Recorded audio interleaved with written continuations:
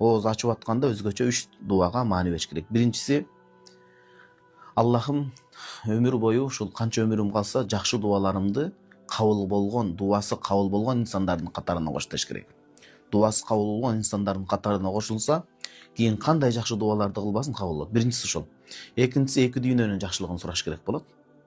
Эки дүйнөнүн. Аллахым Роббана атина фид дуния хасана ва фил ахирати хасана ва кина азабаннар. Аллахым бул дүйнө жана акыреттин жакшылыктарын насип кылып, ар кыл жамандыктардан асырап сакта деп. Бул экинчи дуа.